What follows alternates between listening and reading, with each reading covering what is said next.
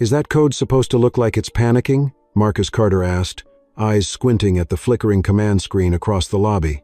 He hadn't meant to say it out loud, but the moment the words slipped past his lips, the temperature in the marble and glass reception area of Altera Systems dropped by 10 degrees.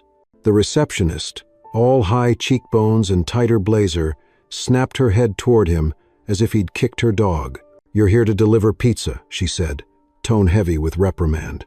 "Not tech advice." Marcus nodded politely, holding up the insulated carrier with both hands. "Right. Sorry. Just looked familiar." It wasn't a lie. The bug flashing across the system's dashboard, recursive loop callouts, unstable memory stacks, a search function using linear mapping on high-volume query threads was exactly the sort of thing Marcus had practiced fixing. Not in college, not in a lab, but during late nights on borrowed laptops while his daughter slept in the next room and his mother cleaned law offices in silence. He shifted on his feet. The air inside Altera felt too clean, too rehearsed. Every corner was engineered for efficiency, for optics. Marcus could almost smell the strategy in the carpet. "You can leave that here," the receptionist added, tapping the steel tray beneath the check-in counter.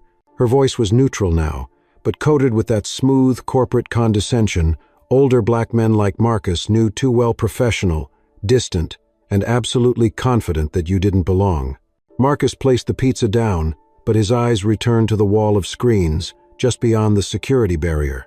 Something in the scrolling numbers itched at the back of his mind. "Excuse me," a different voice interrupted. This one didn't bark. It sliced, low, and measured. Marcus turned and met the eyes of a woman standing just inside the glass doors to the executive floor. She looked no older than 30, straight-shouldered, tailored suit, every movement sharp with intention. Her gaze fixed on him, not cold, not warm, but clinical-like. She was cataloging him. "I'm Mia Knox," she said. "I run this place. What were you saying about our code?" Marcus hesitated. "I wasn't just noticed something odd with your query stack. Might be why your processing engine is crashing." "Is that so?" Her tone was unreadable. One of the engineers nearby chuckled. "Oh great, now it gets to crowdsource from delivery guys." "I didn't mean to interrupt anything," Marcus replied quickly, backing off. "Just looked like your data pipeline's recursive calls are stacked wrong. No indexing. You're probably getting exponential lag." Mia didn't look at her team. She didn't laugh. "What's your name?" "Marcus Carter." "Well, Mr. Carter, how would you fix it?" The room shifted. One of the engineers turned fully around. Phones came out, as if preparing to capture what was sure to be a humiliating clip of some pizza guy trying to bluff through enterprise-level architecture. Marcus looked down at the name patch on his delivery shirt, then back at Mia. "Probably restructure your search protocol. Hash index instead of recursive linear. Cut the loop weight. Maybe even split the buffer." Another chuckle from someone. Mia held up a hand. The chuckling stopped. She pointed to a spare terminal along the glass wall. "You've got 15 minutes. Show me." The receptionist made a strangled sound. "Miss Knox, we can't possibly." "I said show me." Marcus blinked. "You're serious?" "Very." It would have been easy to walk away. It would have been smart. No contract, no credentials, no armor against the corporate smirks forming in the shadows. But Marcus wasn't built for comfort. He was built from nights of unpaid bills, of ramen dinners and bedtime math quizzes with his daughter. From the quiet dignity of watching his mother scrub corners no one noticed. From the decision that being underestimated was a kind of fuel. He stepped toward the console. 15 minutes later, the room had gone completely silent. Marcus finished typing, his fingers steady. The code was lean now, stripped of its bloat. Memory load cut by 70%. Execution time slashed. He pressed the enter key and turned back. "Try it." They did. The system processed 200,000 queries in 3.3 seconds. 0 crashes. Load stable. Optimization complete. One engineer swore under his breath. Mia Knox watched the screen, then turned to Marcus. Her voice was soft. "Where did you learn to do that?" Marcus shrugged. "Books, libraries, open source tutorials, trial and error, mostly error. And you're just a delivery guy." "I'm a father," he said. "Pizza pays on time. Dreams don't." Mia blinked at that. Something unreadable crossed her face. Respect, maybe, or recognition. Marcus zipped his bag. "Thanks for the opportunity." He walked toward the elevator. Just before the doors closed, he glanced back. Mia Knox was still watching him, not as an outsider, but as someone she suddenly didn't know how to categorize. If you felt something when Marcus walked out of that building, like maybe you've been there too, give this video a like, hit subscribe to follow the full story, and leave a comment. Type 1 if you connect with Marcus, or 2 if you see yourself in the CEO Mia. By the time Marcus stepped into the service elevator, his palms were slick with sweat, and the back of his neck prickled with heat. The stainless steel walls reflected his face in warped curve solder than he felt, more tired than he'd admit. He let out a slow breath, one hand gripping the pizza bag tighter than necessary. What had he just done? One thing to mutter observations to yourself in a room full of suitsit was another to sit down at their console and rewrite their system architecture like it was a puzzle in the back of a hobby magazine. 15 minutes. That's all she'd given him. Mia Knox. He repeated the name in his head like a line from a movie he couldn't stop rewatching. She hadn't laughed, hadn't scoffed. She'd simply said, "Show me." And somehow, he had. The elevator dinged at the lobby, and he walked out, the city greeting him with its usual statachonking taxis, the rhythmic slap of dress shoes against concrete, a man in a business suit screaming into a Bluetooth earpiece like his life depended on it. Marcus pulled out his phone and checked the time. Ellie would be home from school in 45 minutes. He could make it if the train wasn't late. He turned toward the station, blending into the crowd, trying to shove the last half hour into the back of his mind. But the moment he reached his block in Brooklyn red brick, chipped steps, the faint scent of laundry detergent hanging in the air, his phone buzzed again. Unknown number. He almost ignored it. Then something tugged at his curiosity. He swiped to answer. "Mr. Carter?" A woman's voice. Sharp, clipped. "Yes? This is Natalie Liu, Altera Systems. Miss Knox asked me to follow up." Marcus stiffened. "Follow up?" "She'd like to schedule a conversation. Internal review. The team is still assessing what you did. Miss Knox would prefer to speak directly." He blinked. Sure. When?" "Tomorrow, 11 a.m. She'll meet you in the South Conference Room. Do you know where that is?" "No," he said quickly, "but I'll find it." She hung up without goodbye. Classic corporate efficiency. Marcus lowered the phone slowly. A review. Conversation. He didn't know whether that meant congratulations or lawsuit. He opened the door to his apartment, and Ellie came bounding down the hall, arms outstretched, backpack swinging off one shoulder. "Dad!" He knelt just in time to catch her. "Hey, superstar." She grinned, showing the gap where her front tooth used to be. "Miss Carver said my poem made her cry today. Did it rhyme?" "Nope." "Oh, then that's even better." He tousled her hair. Poems that don't rhyme are the dangerous kind. They had grilled cheese for dinner. Ellie's favorite, and Marcus barely tasted it. His mind looped back through every line of code he'd written, every whisper from the engineers, every unreadable glance from Mia Knox. When Ellie fell asleep that night, curled beside her stuffed giraffe, Marcus sat in the dim kitchen with a notebook, sketching diagrams from memory. Part of him didn't believe he'd actually done it. Part of him needed to see it on paper to prove he hadn't just dreamed it. And yet there it was. A solution no one had seen, and it had worked. The next morning, Marcus dressed with more care than usual. Clean jeans, a navy button-down. He'd borrowed a belt from his upstairs neighbor, James, who nodded approvingly when he saw Marcus heading out. "Job interview?" James asked. "Something like that," Marcus replied. He arrived 15 minutes early and waited in the lobby, deliberately ignoring the receptionist's startled expression. She didn't speak this time, just pointed silently toward the elevators. Upstairs, the South Conference Room was quieter than he expected.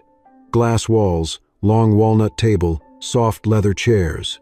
The view overlooked Manhattan's skyline, but Marcus barely glanced at it. Mia was already there, standing by the window, her posture crisp as a pressed crease. She turned when he entered.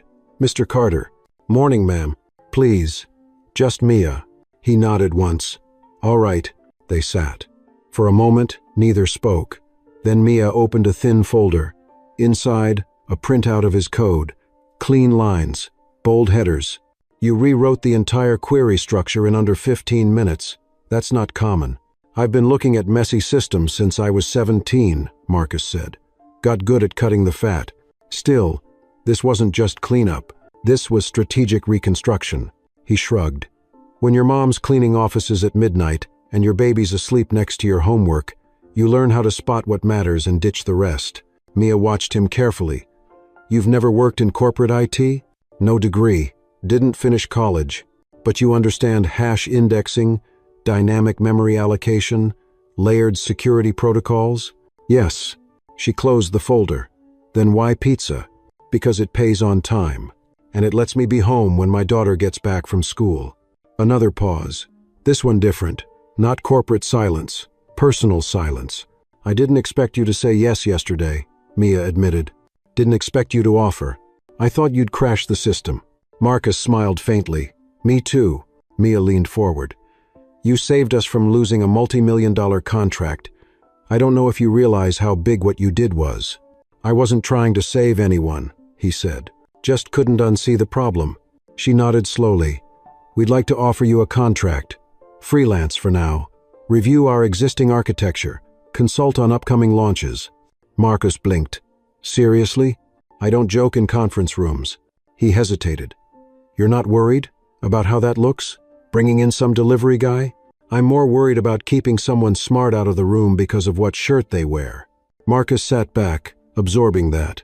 It wasn't a grand speech. It wasn't even emotional, but it was honest. And from a woman who clearly didn't waste words, that honesty mattered. He exhaled slowly. Okay, I'm in. Mia smiled, not wide, not performative, but real. Good. As he left the building, the city felt different. Not warmer, not friendlier, but clearer. Like something had shifted, just slightly, in his favor. And for the first time in years, Marcus Carter didn't feel like he was walking uphill.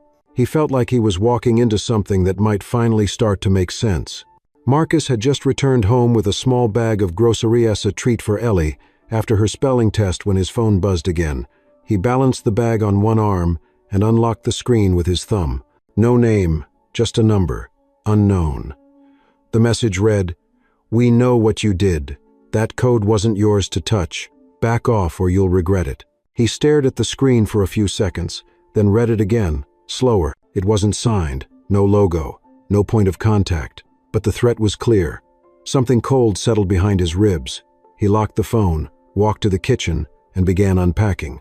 Ellie ran in, her sneakers untied and socks mismatched. "Did you get the marshmallows?" she asked, eyes hopeful. "Of course," Marcus replied, managing a smile. "You aced catastrophe. You earned cocoa disaster." They made hot chocolate together, but Marcus's mind never left that message. He replayed his steps, trying to think, had he violated something? Had Altira changed its mind? Was Mia setting him up for a fall? That didn't fit. She'd looked him in the eye, offered a contract, even defended his background. If she wanted him gone, she wouldn't need threats. Not like this.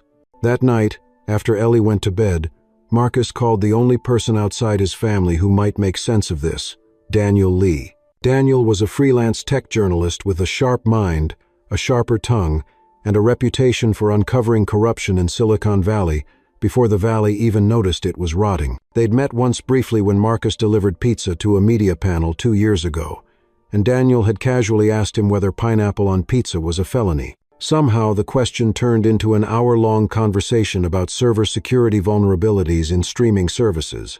Daniel had remembered him. Marcus pulled up his number, hit dial, and waited. "Carter?" Daniel's voice came sharp and awake despite the late hour. "You still coding or finally giving in to the pizza overlords?" "I got a message," Marcus said flatly. "Anonymous, threatening, telling me to back off. A beat. Then, back off from what?"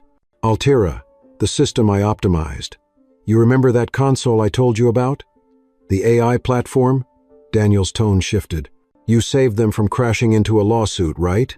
Apparently someone didn't like that. Marcus read the message aloud. Daniel made a noise somewhere between a curse and a low whistle. "Send it to me." Marcus did. Within seconds, Daniel responded.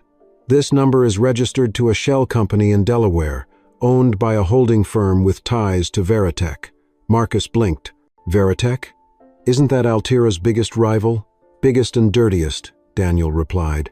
"They've been trying to outbid Mia's AI platform for 2 years, and if you just made her platform stable, that hurts them." You think they're behind this? I'd bet my press pass on it, Daniel said.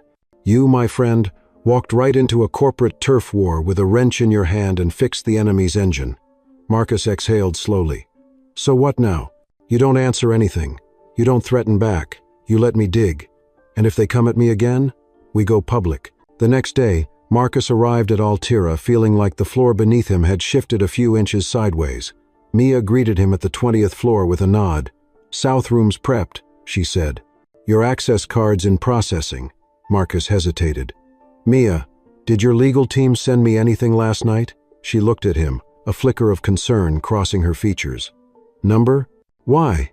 I got a threat, claimed I overstepped, no name, but Daniel traced it to a company tied to Veritech. Mia's face darkened.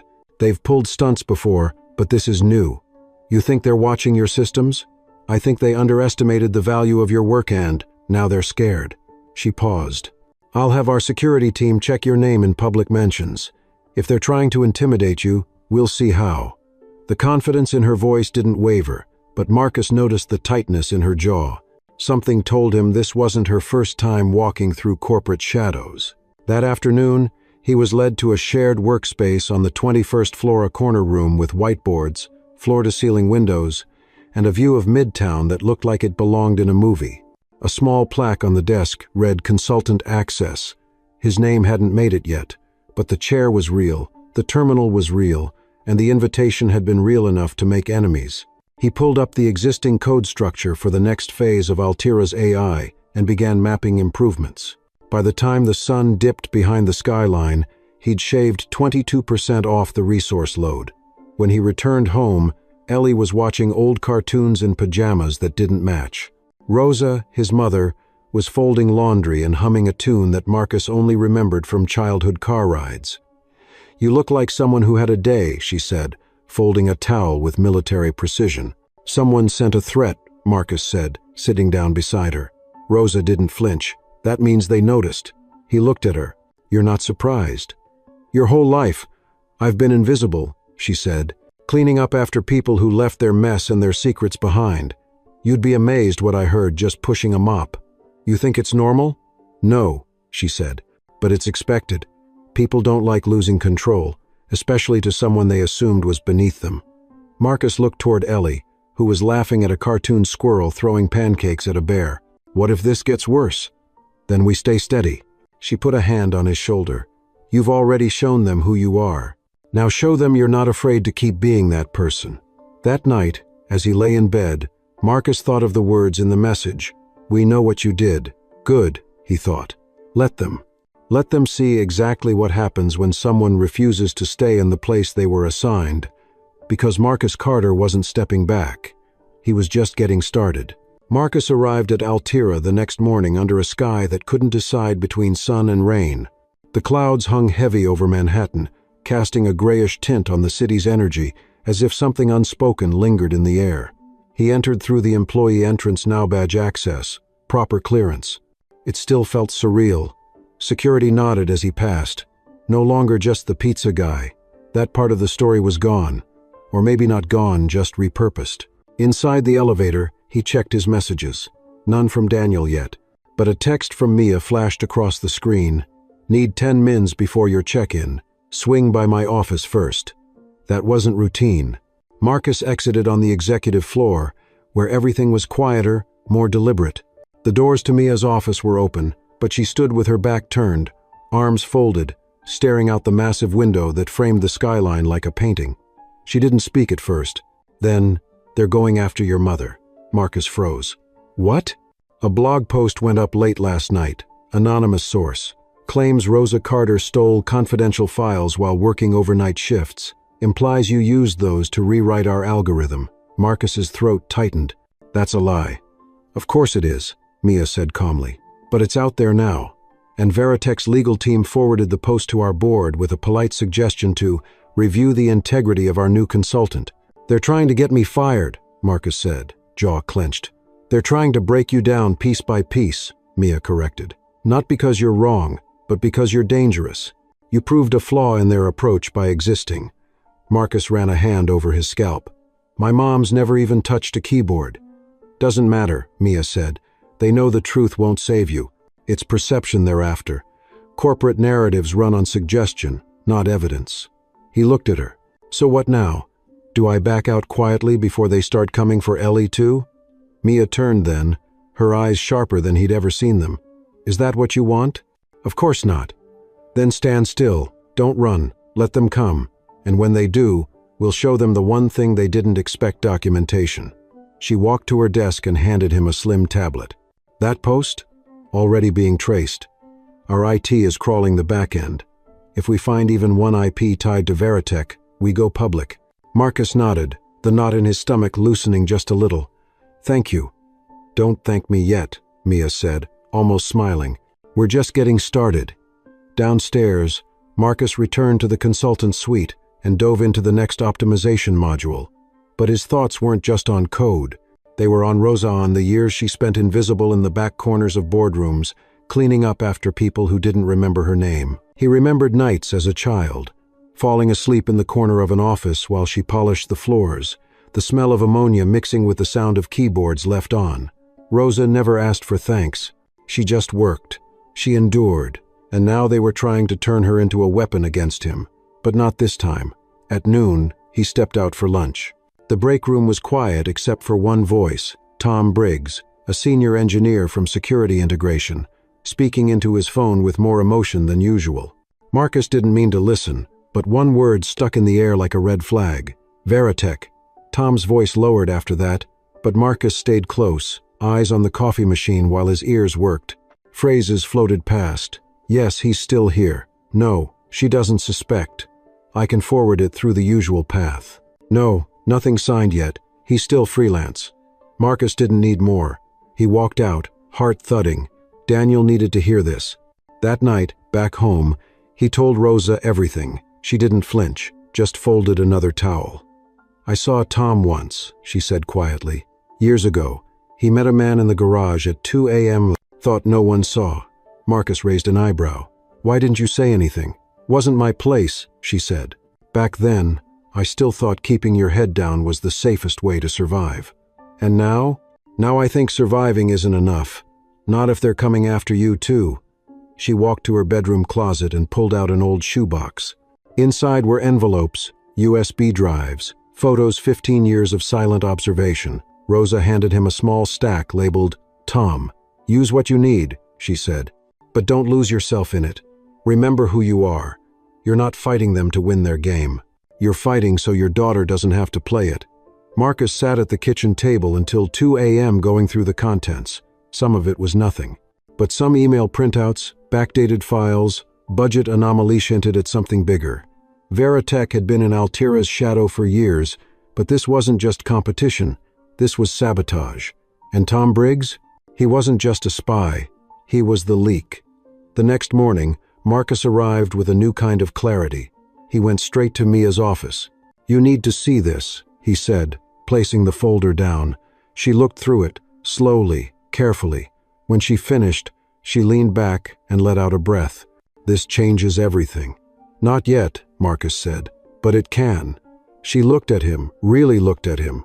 They won't stop until they're exposed. Then let's make sure when they come for us, the lights are already on. Mia stood. Let's do it together. For the first time, Marcus felt something between them shift.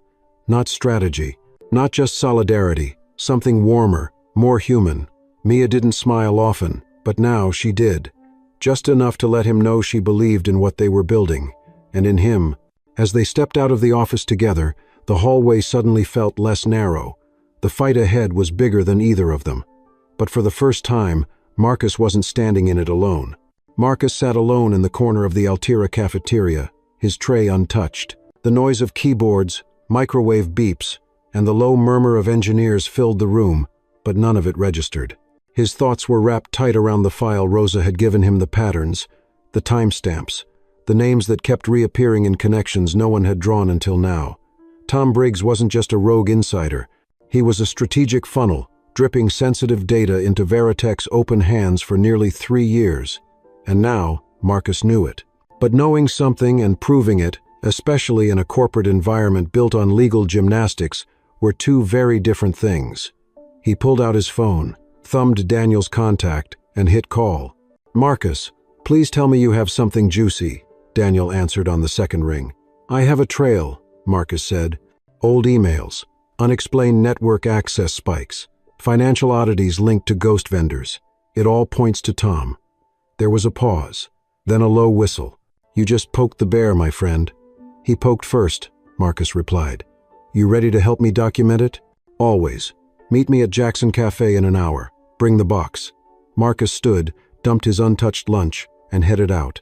Jackson Cafe was a quiet spot on 48th, known more for its outdated wallpaper than its espresso, but Daniel had chosen it for a reason. No cameras, no regular tech crowd, just old booths, steady coffee, and a jukebox that hadn't played since the Bush administration. Daniel was already there, laptop open, eyes narrowed in focus. Marcus slid the shoebox onto the table. Daniel's eyebrows rose. "You weren't kidding." They spent the next 2 hours cataloging, scanning, cross-referencing. Rosa's documents were detailed, even time-stamped in her neat cursive. 2:17 a.m. Tom in server room, alone. 1:03 a.m. Phone call hushed. Name mentioned. Bryant from VTX. Daniel dug deeper. This Bryant guy, he's on Veritech's procurement team. Makes sense.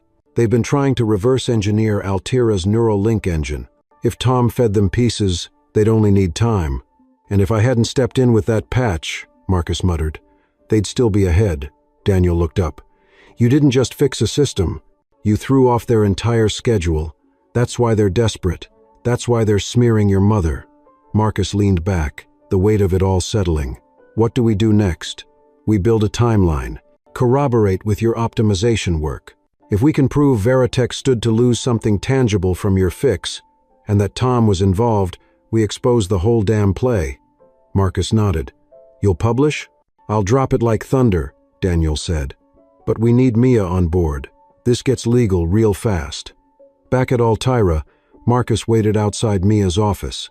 She emerged 10 minutes later, in conversation with 2 board members. When she saw him, she excused herself and waved him in. Talk to me, she said as the door closed. Marcus laid out the folder. It's deeper than we thought. Tom wasn't freelancing. He's connected to a procurement lead at Veritech. These notes my mom's noticed to him to data leaks going back years. Mia flipped through the pages, her face unreadable. You're certain?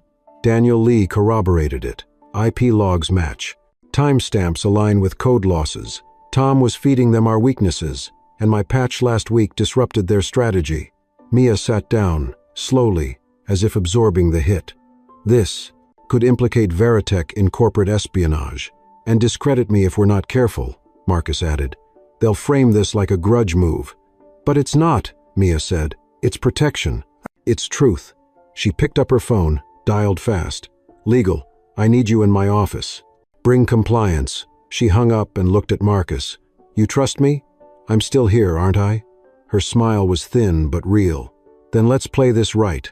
Within the hour, Mia had a team of 3 legal advisors and 1 data compliance officer reviewing Rosa's documents. Marcus sat off to the side, watching them pore over every line, whispering and nodding as each connection clicked. By the end, the compliance officer, a soft-spoken man named Ray, looked up. We have grounds to launch an internal audit. If Tom's access matches what's in here, and Veritech's contact exists in our proxy logs, this becomes a criminal case. Mia nodded. Do it. Ray left to prepare the audit notice. Mia turned back to Marcus. This won't stay quiet, not once we move. You sure you want to be at the center of this? Marcus didn't hesitate.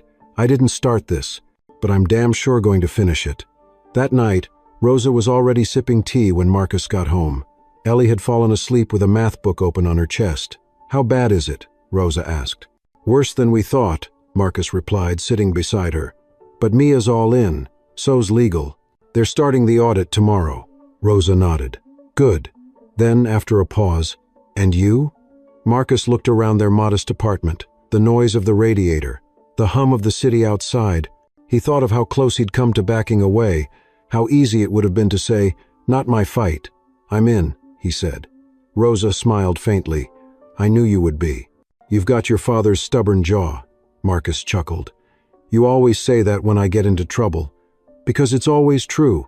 He kissed her on the forehead, then walked to Ellie's room, gently closed her book, and pulled the blanket over her. The city buzzed outside, relentless and unapologetic. But for the first time in years, Marcus felt like he wasn't just surviving in it. He was making it listen. The morning air held a different weight as Marcus stepped onto the Altira campus. There was no memo, no press release, but something had shifted. People moved quieter in the halls. Conversations lowered as he passed, not with hostility but caution, awareness. Word traveled fast in places like this, even when no one spoke it aloud. By 9 a.m., the audit had officially begun. Ray from compliance coordinated the effort, locking Tom Briggs's access, issuing a review of server activity, and initiating forensic data recovery from the past 18 months. Mia had instructed it all without flinching. She'd stood at the center of the storm, calm, methodical, letting each decision speak louder than any public statement could. Marcus sat at his new desk, fingers hovering over the keyboard, but his focus was fractured. Part of him kept watching the clock. Another part kept reliving the moment Rosa handed him the shoebox. 15 years of secrets packed between old receipts, coffee-stained pages, and USB sticks that had sat unused for so long they still had the free promo stickers on them. He had barely scratched the surface. That evening, back in Brooklyn, Marcus found Rosa in her favorite chair, a soft jazz record spinning in the corner. Ellie was sprawled on the rug, sketching a picture of a house with a garden, labeling the stick figures Dad, me, and Grandma. He kissed the top of her head and sat beside his mother. "I need to go through the rest," he said quietly. Rosa nodded, setting her teacup down. "You might find things you weren't expecting." "Like what?" "Like proof that this isn't just about one man or one leak. This runs deeper, Marcus." He looked at her, brows tightening. "What do you mean?" Rosa stood, walked to her room, and returned with a separate envelopion she hadn't shown before. It was thinner, marked in neat, tight script, memos, internal patterns. Inside were handwritten pages detailing oddities Rosa had witnessed over years. Sudden terminations, unusually timed system downtimes, meetings held in off-site locations during odd hours. "I never had context," she said, "but I remembered the names, the times, the rooms that weren't cleaned until hours after everyone left. You'd be surprised what people forget when they think you're invisible." Marcus sifted through the pages, connecting dots without effort now. Executives who had left Altira with vague explanations, some within weeks of major patent filings, patterns of email pings at 3:14 a.m., all from the same internal server. Tom's name wasn't the only one that appeared. Two others surfaced repeatedly: Karen Stroud, then head of data security, and Elliot Moore, a procurement liaison who quietly transferred to Veritech 4 years ago. "You think they were all feeding info?" Marcus asked. Rosa shrugged. "I think Veritech's been inside longer than anyone wants to admit." The weight of that hit Marcus harder than expected. He thought this had been a personal vendetta way to silence him after one public fix. But now it looked like a cover operation stretching back a decade. "Why'd you keep all this?" he asked finally. Rosa smiled gently. "Because someday, I knew someone would need to see it, and I hoped it'd be you." That night, Marcus scanned and organized every page, every note, every image. By midnight, he had a full digital timeline, Veritech's pattern of infiltration through Altira's weakest human points: loneliness, ambition, and fear. At 8 a.m. sharp, he walked into Mia's office. She was already reviewing reports from the audit, her eyes slightly red from lack of sleep. "I've got more," Marcus said. "You're not going to like it." She raised her eyes. "Tell me." He handed her the tablet, the shoebox file now digitized and linked. She scrolled, her mouth a firm line. Karen, Elliot, both had clean exit packages. Both showed up in my mom's notes. Both left around major platform updates. Both ended up consulting for Veritech within months. "Damn," Mia whispered. She tapped a few keys, cross-checking the names with compliance records. "If this holds, it means we're looking at a full-scale infiltration. This is no longer about intellectual property, it's about systemic corruption." "You still with me?" Marcus asked. She looked up at him, the weariness in her face replaced by steel. "I was with you before the audit. Now I'm ready for war." By noon, the board had been notified. A closed-door emergency session was called. Marcus wasn't invited, but that didn't matter. His evidence was the guest of honor. By 3 o'clock, Tom Briggs had been officially terminated, escorted out by security while trying to laugh it off as a misunderstanding. But no one laughed with him. Not this time. Marcus watched from a hallway window, hands in his pockets. When Mia approached, he asked, "What now?" "Now we clean house," she said. Quietly, precisely, before this turns into a scandal. "And me? You stay close. I need your instincts, your mother's observations. Everything." He hesitated. "I'm not an executive. I don't have a degree. You've got a brain sharper than half the board, and a heart this company's forgotten it needs." She stepped closer. "And besides, I trust you. That counts for more than any framed certificate." Marcus met her eyes. There was something new there, not just trust, respect, maybe even something warmer. A pause lingered and neither broke it. That night, Marcus returned home, knowing tomorrow wouldn't be easier, but he also knew he wouldn't be walking into it alone. The shoebox sat on the kitchen table, no longer just a symbol of forgotten truths, but a record of resilience, a mother's faith, a son's refusal to stay invisible, and the beginning of something no threat could erase. The rain came hard that morning, slicking the sidewalks and dimming the city into a blur of gray and chrome. Marcus arrived at Altira damp around the edges but sharp-eyed, his thoughts as focused as the algorithm maps he'd spent the night refining. Mia had scheduled a private meeting with him and Daniel Lee in a small briefing room 2 floors below the main office. The walls were lined with old Altira patents and framed awards, reminders of past triumphs now shadowed by the rot they were uncovering. Daniel was already there, sipping from a paper cup and looking more agitated than usual. "You're not going to like this," he said without greeting. "That makes 2 of us," Marcus replied, shaking off his jacket. Mia entered a moment later, tablet in hand, expression locked between anger and calculation. She placed the device on the table and turned the screen toward them. It displayed a live log internal messages, flagged by IT, pulled from Tom Briggs' corporate inbox. The most recent email sat open, time-stamped 2 days before the audit began. Subject line: "Fail. Safe." It was addressed to someone named E. Morin. Daniel squinted. "That name mean anything?" "Not directly," Mia said. "But when we ran the address, it bounced through 3 encrypted relays before hitting a private domain linked to a security firm based in Zurich. Which Veritech owns." Marcus finished. Mia nodded. Tom wasn't just leaking data. He was coordinating with someone higher, and whoever this Morin is, they're still inside. Daniel leaned back. "Then we've got a second mole." "Worse," Mia said. "We have a plant we haven't even identified yet. Someone who's still feeding them live intel." Marcus rubbed his temples. "This isn't just sabotage. This is structural infection." Mia stood, pacing slowly. "We're narrowing the list. Only a few people had Tom's clearance. But here's where it gets complicated." She tapped the screen again, bringing up a company calendar. 3 weeks ago, one of our senior advisors, Robert Jansen, had dinner with Veritech's COO. It was logged under personal time. No record of what was discussed. "That's not a coincidence," Marcus said. "They're setting up contingency.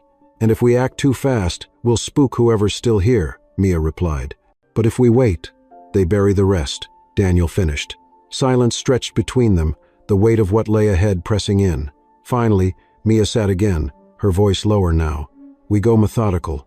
Marcus, I want you to work with Ray from compliance. Quiet audit, minimal disruption.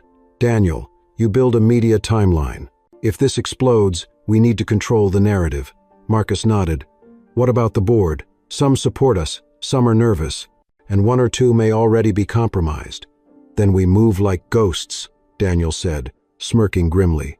"Expose the wires before the lights go out." The next week blurred into strategy, late nights, and encrypted file transfers. Marcus found himself pulling 12-hour days, combing old emails, watching for irregularities in access logs, identifying shadow activity embedded in the firm's VPN. Each flag he raised led to another crack, another potential entry point. Rosa's notes proved invaluable. She had documented more than just incidents she'd noted: behavior, offhand remarks, subtle shifts in tone. "Mr. Jansen used to nod every morning," one note read, then stopped. Around the same time, conference rooms stayed locked longer than scheduled. On Thursday afternoon, Ray called Marcus into his office, eyes wide. We got a match. He handed over a printout 3 server access timestamps that aligned exactly with Jansen's login, but routed through Tom's employee badge. He ghosted Tom's profile to access the neural core during beta simulations, Ray said. And the only reason we caught it was because of your mom's note about a badge left on the wrong floor. Marcus exhaled. That's the second mole, and he has full access to our launch materials, which means if he moves, Veritech launches before we do. They rushed to Mia's office.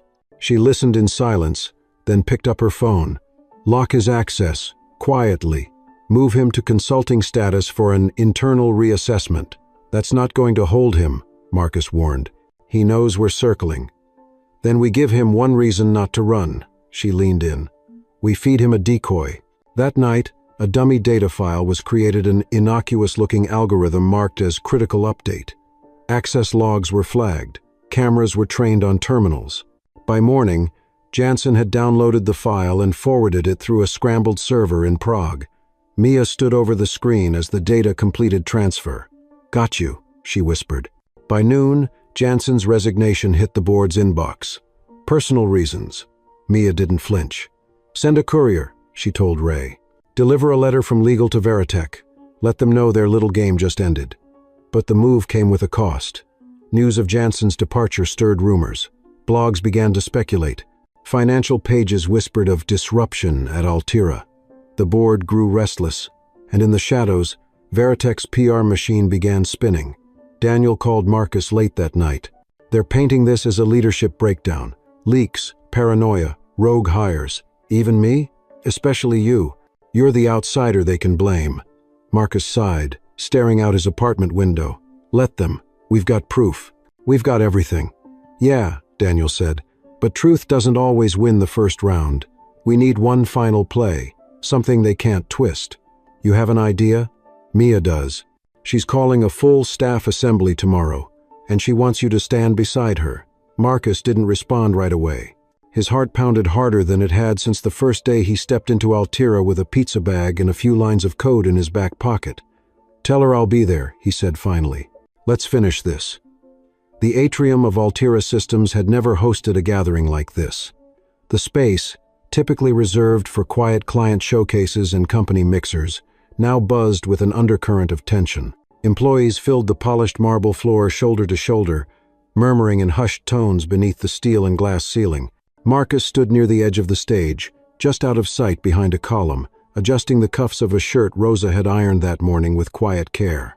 His heart thumped slow but heavy, as if each beat came with its own set of questions. What was he doing here? How had he become this this man who once kept his head down and his opinions folded, now preparing to speak beside a CEO in front of hundreds of professionals, most of whom hadn't known his name a month ago? Mia Knox stepped up to the podium. Her voice didn't need to rise to capture attention. It was the kind of voice people leaned into without realizing. Calm, clean, clipped like truth. Thank you all for being here, she began.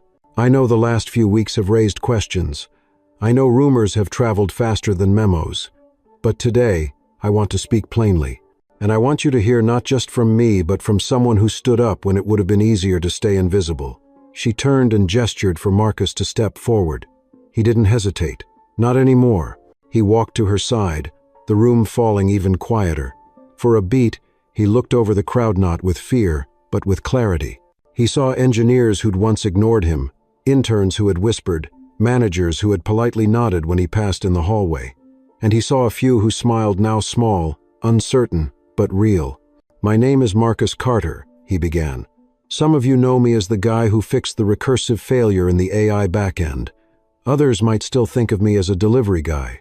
Both are true. I was never hired through a recruiter. I never went to Stanford or MIT. I got good at this in a public library with a borrowed laptop while my daughter napped beside me and my mom cleaned office buildings. He paused, letting that land, and that should have disqualified me from nothing. There was no applause, not yet, just silence, deep and attentive. Weeks ago, I made a change to Altera's infrastructure that exposed not just a weakness in code, but a pattern of manipulation that started years before I ever set foot here. We discovered internal leaks, employees who fed data to competitors, and attempts to bury those facts under lawsuits and anonymous threats. He looked to Mia, then back. We've traced that activity, we've documented it, and we've taken action. Now Mia spoke. 2 internal actors were terminated following a formal investigation. Evidence has been turned over to federal authorities. But this isn't just about legal exposure, it's about trust. Altera was built to innovate, but innovation can't survive in a place that punishes honesty or elevates betrayal. She stepped back, letting Marcus close. I didn't come here to burn bridges, he said. I came here because someone let me sit at the table, and instead of hiding what I saw, I tried to fix it. That's what I'll keep doing for as long as I'm allowed to stay in the room. He nodded once and stepped back. This time, the silence didn't hold. Applause rose a note thunderous, not unanimous, but steady. Enough. Mia returned to the mic.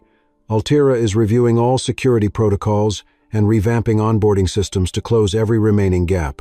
And starting next quarter, we're establishing the Rosa Carter Fellowship, a new initiative to train and support young coders from non-traditional paths. Because sometimes the best solutions don't come from expected places. This time, the applause grew louder. After the crowd began to disperse, Marcus stayed back, exhaling slowly. Daniel approached, arms crossed, grin in place. You clean up well, he said. You planning to run for mayor next? Not unless they want patches coded by dinner, Marcus replied. Then Mia stepped up beside him, the hum of post-meeting chatter filling the space around them. She looked at him for a long moment, then said, You carried that room. We carried it, he said. Together. She smiled, and it wasn't professional. It was something else gentler, something between admiration and something warmer that neither of them dared name out loud yet. Come with me, she said. There's something I want to show you. They walked down a hallway that opened into a lab Marcus hadn't seen before. Inside, walls lined with development servers hummed softly. At the center sat a screen displaying a prototype platform next-gen AI architecture, stripped to its fundamentals. This is our future product line, Mia said. I want your input on it, from the ground level. Marcus studied the screen, then looked at her. You sure the board's ready for that? The board's going to follow or fall behind, she said. And you've earned a seat. Not just because you cracked a system, but because you saw what was broken and didn't walk away. He felt his throat tighten. Not from pressure, from something else. From years of not being seen, not being asked.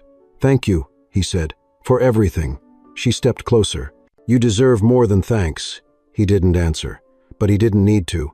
The silence said enough. In that room, beside a platform not yet released, something new was being built, not just software, but trust, possibility, and perhaps, just perhaps, something resembling the start of a bond that ran deeper than lines of code or shared battles. Something human, something earned. The days that followed the assembly felt different. Altera's atmosphere shifted not in the dramatic way of sweeping change, but in the quiet, precise rhythm of systems recalibrating. Hallway glances lingered a second longer. Conversations paused when Marcus walked by, not with suspicion, but with something closer to curiosity. And in a few cases, respect. He didn't dwell on it. Respect wasn't the goal. Change was. He had work to do, but the real change wasn't in the code or the silence. It came in the form of an envelope slipped under the door of his office late one evening. It bore no name, no return address, just a seal, pressed into the paper a simple V inside a circle, Veritech. Marcus opened it slowly. Inside was a single sheet of paper, crisp and clinical, a contract, high compensation, remote freedom, advisory title, all wrapped in a single line of bait. You deserve a platform that matches your vision. Join us. He sat back in his chair, the page hanging from his fingers like a dare. The message was clear. Veritech wasn't retreating, they were redirecting. If they couldn't discredit him, they'd buy him. Marcus stared at the page for a long moment, then carefully folded it, placed it into a folder marked Distractions, and slid it into his desk drawer without another thought. But he didn't tell Mia right away, not because he doubted her, but because something in him needed to hold that decision alone for a few hours. Look at temptation squarely, and know he had chosen his path without anyone watching. That night, over dinner, Rosa raised an eyebrow as he moved his food around more than he ate it. Someone trying to turn your head? She asked casually. Marcus smiled. They're trying, yeah. And did it work? Number? Good. I raised a builder, not a buyer. Across the table, Ellie looked up from her crayons. What's a buyer? Someone who gives up their dreams because someone else's look shinier, Rosa said, sipping her tea. We don't do that here. The next morning, Marcus placed the envelope on Mia's desk before she arrived. When she walked in and saw it, her eyes narrowed. She read the offer without expression. I'm guessing this came last night, she said finally. Slid under the door, Marcus confirmed. No name, just a logo. Typical, Mia said, setting it down. They're testing boundaries, seeing if you'll blink now that the smoke's clearing. They're not offering me a future, Marcus said. They're offering me silence, disguised as opportunity. She looked at him then, eyes softer. I'm proud of you. Not just because you stayed, but because you saw it for what it was. I meant what I said on stage, he replied. This place isn't perfect, but it's trying. And you, he paused, choosing his words carefully, you're not like them. That's not always a compliment in this business, Mia said, a small smile pulling at her mouth. But thank you. We have more to do, he said. And they know it.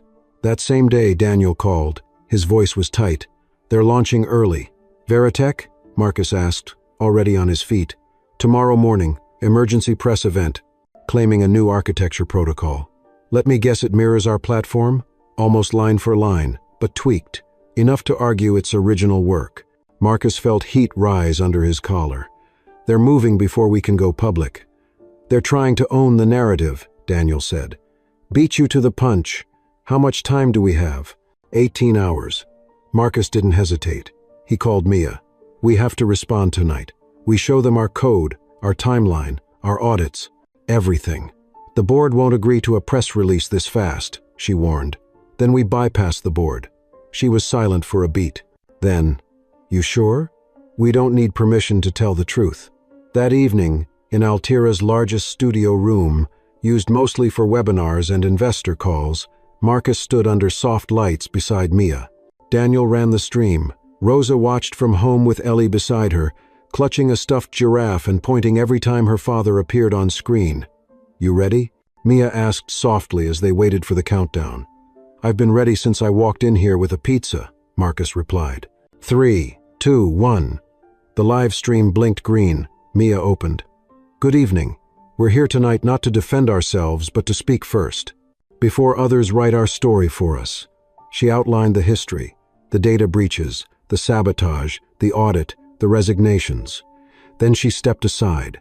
Marcus took the mic. Innovation doesn't happen in shadows, he said. It happens when people, regardless of their resume or pedigree, are given the space to think freely. I was given that space. And in using it, I uncovered something broken. We didn't hide it. We fixed it. We faced it. And tonight, we share that journey not as retaliation, but as responsibility. He clicked the screen.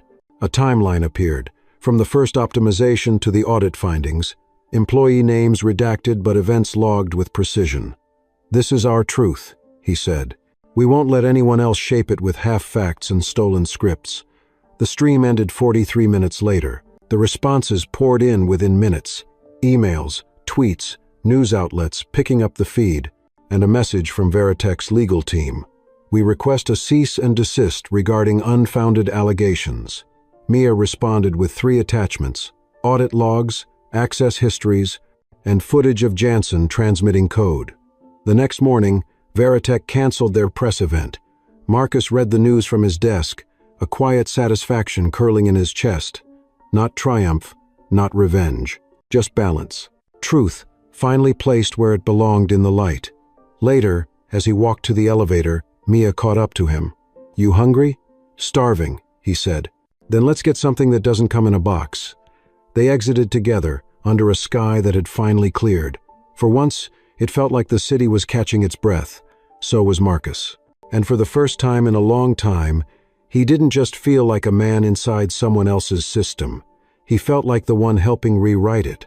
The restaurant Mia had chosen was tucked between 2 brownstones on a quiet block in the East Village, the kind of place that didn't need signs or sidewalk menus to stay full. Inside, it was warm, dimly lit, walls lined with old photographs, and handwritten thank you notes from customers long since gone. The hostess didn't ask for a name. She simply smiled at Mia, nodded at Marcus, and led them to a booth in the back. "You come here often?" Marcus asked, half smiling as he slid into the leather seat. "Only when something ends," Mia said, placing her folded coat beside her. "Or something begins." The menu was handwritten. Mia ordered without looking. Marcus took longer, still winding down from the past 24 hours. The adrenaline from the live stream had taken hours to settle. The rush of headlines, retweets, press inquiries, and congratulatory emails hadn't left room for real stillness. Now, in the quiet, it finally started to catch up. "You did it," Mia said, fingers wrapped around her water glass. "You shifted the ground under them." "We did it," Marcus corrected. "They won't say it that way," she said. "But we'll know." The food came quickly, pasta for her, steak and greens for him. They ate in companionable silence for a few minutes, the noise of the restaurant soft enough to feel private. "You know," Mia said after a while, "when I took over Altira, I thought the hardest part would be proving I belonged in the room. Turns out, it was deciding who else belonged there." Marcus looked at her carefully, and, "I've never been more certain I got that part right." He didn't speak, just nodded slowly. The weight of her words sat with him, not as flattery, but as truth. Earned. Real. "So what now?" he asked. "Now we move forward," she said. "Secure the platform. Clean the last cracks. Launch properly this time with integrity. And the board? They'll follow," she said with a quiet edge. "Or they'll be replaced." She set her fork down, then leaned forward, elbows resting lightly on the table. "I want you to stay, permanently. Lead optimization. Be part of the next phase, not just the fix." "That's a big step," Marcus said, "and a public one. You've already passed the trial by fire. Now it's just paperwork." He exhaled, thoughtful. "You know what that means, right? I'll be on record, visible." "You already are," she said. "But this time, you won't be standing there alone." He searched her expression, the resolve in it. There was no performance here, no manipulation. Just a woman who had once held a fortress together with ambition alone, now willing to build it with others beside her. "Okay," he said. "I'm in." Mia smiled, not the brief, polite one she used in boardrooms, but something smaller, more personal. "Good." After dinner, they walked in silence for a while, turning corners without thinking, letting the rhythm of the city fill the space between words. Marcus felt it then, the shift. This wasn't just the aftermath of a crisis. This was the beginning of something, a redefinition, a place rebuilt, not by erasing the past, but by acknowledging it fully. When he returned home later, Rosa was still up, sipping tea at the window like she always did when she was waiting for something important. "You look different," she said without turning around. "Like someone who finally let go of a weight he forgot he was carrying." "Maybe I did," Marcus said, setting his keys down. "Maybe I'm finally doing something that doesn't just pay the bills." Rosa turned to him, eyes soft but sharp. "It's not about what it pays, it's about who it serves." He walked over, kissed her forehead, then peeked in on Ellie. She was asleep, arms sprawled wide, a math workbook beside her, and a note that read, "I want to work where Daddy works." He smiled, heart full.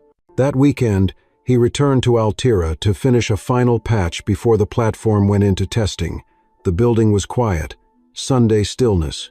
But as he entered the main floor, something caught his eye, a framed print, newly mounted beside the elevators.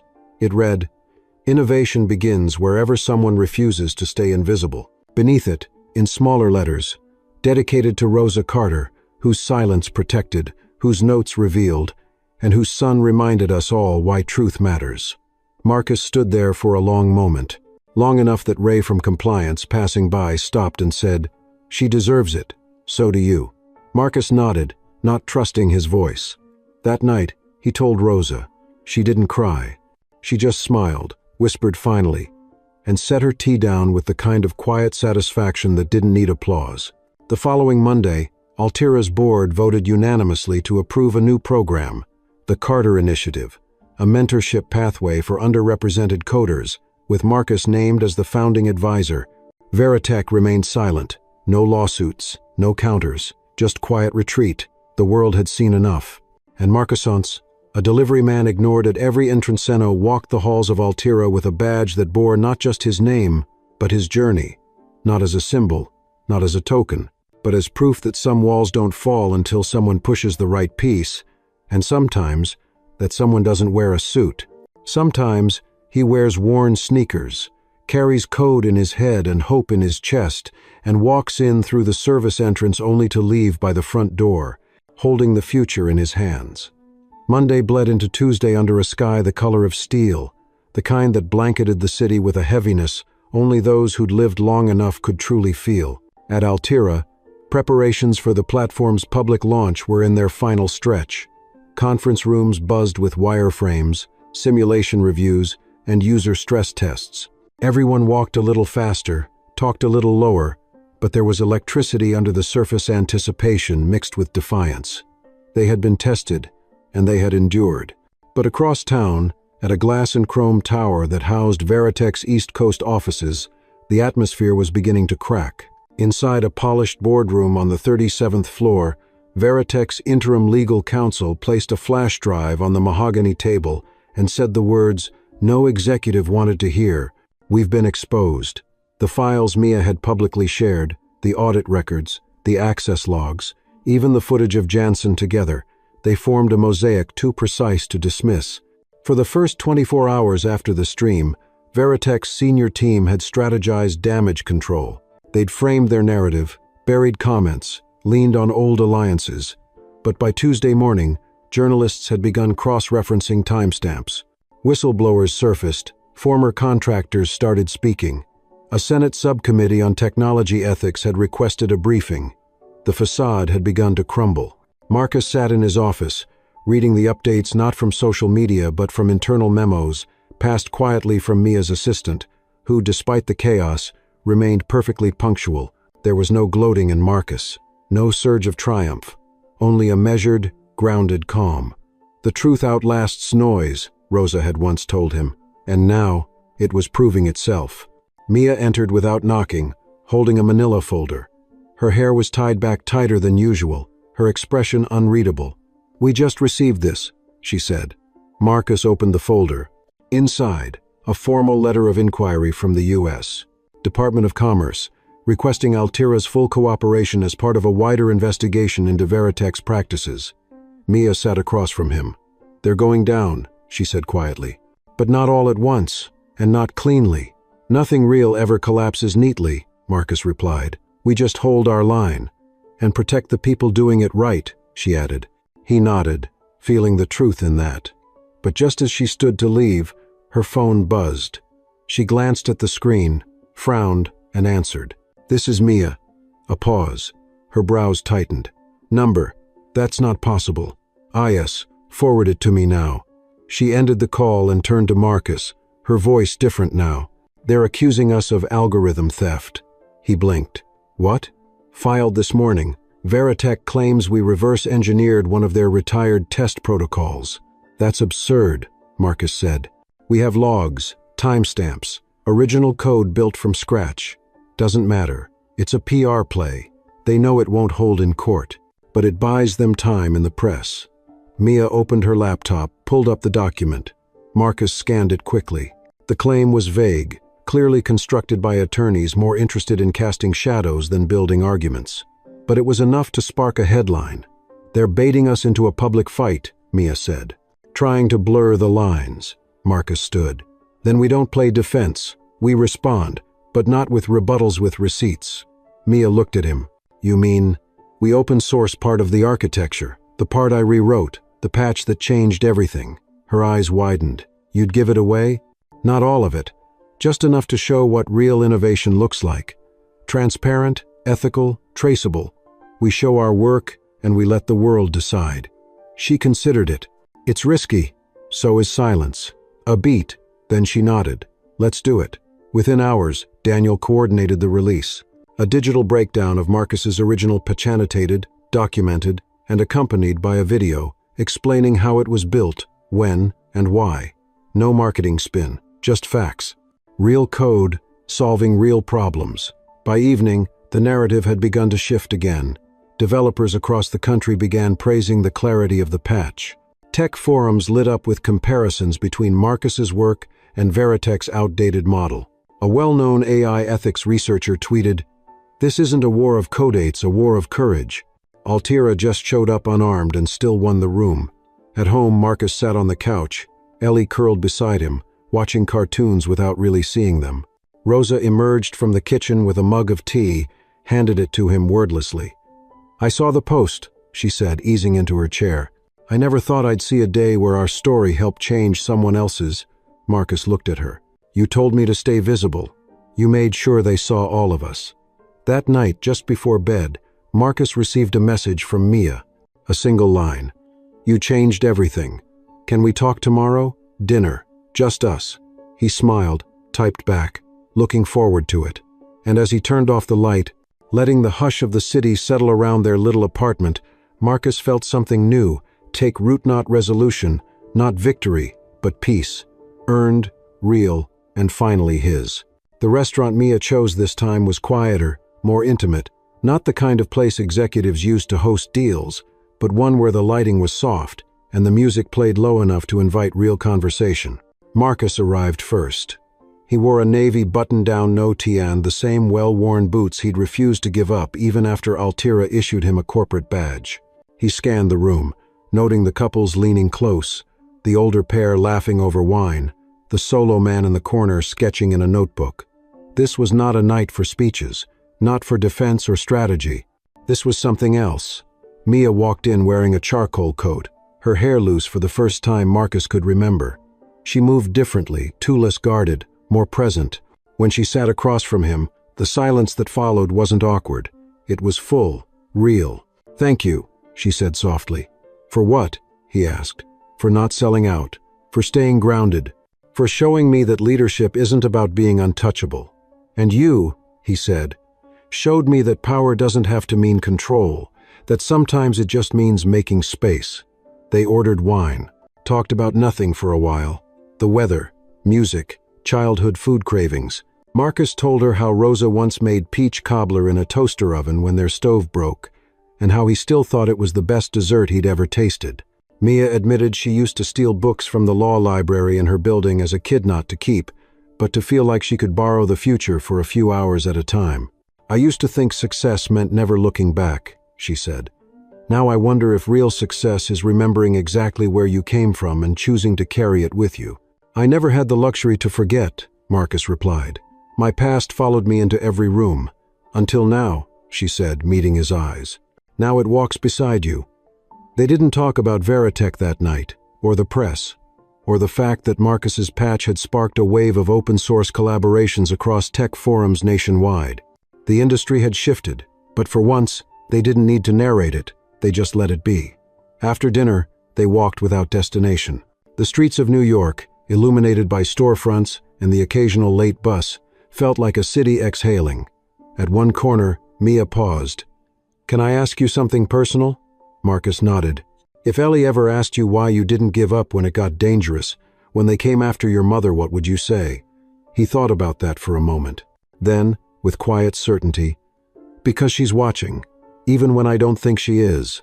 And if I let the world tell me what I'm worth, she'll think she has to let them tell her too." Mia smiled, the kind that starts in the eyes. "She's lucky. I'm the lucky one," Marcus said. "She reminds me every day what matters." They stopped in front of her building. For a beat, neither moved. Then she reached out, took his hand gently, not as a gesture of romance or ceremony, but of connection, of acknowledgement. "This isn't just a new chapter," she said. "This is a whole new book." "Then let's write it right," he replied. She leaned in, kissed his cheek, a quiet, deliberate choice. Not to end the night, but to begin something that didn't need fast declarations, only truth. Marcus returned home past midnight. Rosa was asleep in her chair, a quilt over her lap. He tucked it tighter, kissed her temple, and whispered, "We're okay now, Ma." In Ellie's room, he found her asleep, her notebook open to a sketch of a building labeled, "My Dad's Office." It had a big front door, and under it, she'd written, "People see him now." Marcus sat on the edge of her bed for a long time, eyes damp, heart steady. That weekend, the Carter Initiative launched with over 300 applicants. Young coders from overlooked places, Single parents, veterans, dreamers. Altira's board approved funding for a new tech lab in Brooklyn, designed by Marcus, named after Rosa. At the opening ceremony, Mia stood beside him. When the ribbon was cut, it wasn't a headline. It was a homecoming. As flashbulbs flickered and applause rose, Marcus held Ellie's hand, and she whispered, "You did it, Daddy." He looked around, not at the cameras, but at the kids with wide eyes. At Rosa watching from her seat, proud and still, at Mia beside him with that quiet strength that had held the company together through fire. And he thought, justice isn't always loud. Sometimes it arrives in silence, in showing up, in doing the next right thing, in making sure that someone like him doesn't just walk through the door but holds it open for the next one behind. The delivery man had not just delivered. He had stayed. He had built. And now he belonged. Not because the world said so, but because he knew it for himself. The story of Marcus Carter teaches us that true justice isn't found in revenge or recognition. It's found in perseverance, integrity, and quiet courage. When the world tells you to stay invisible, standing up for what's right, especially for those you love, can spark change beyond your imagination. Even without titles or privilege, your voice matters. And sometimes, the most powerful legacy you leave is not the success you achieve, but the doors you keep open for others to follow.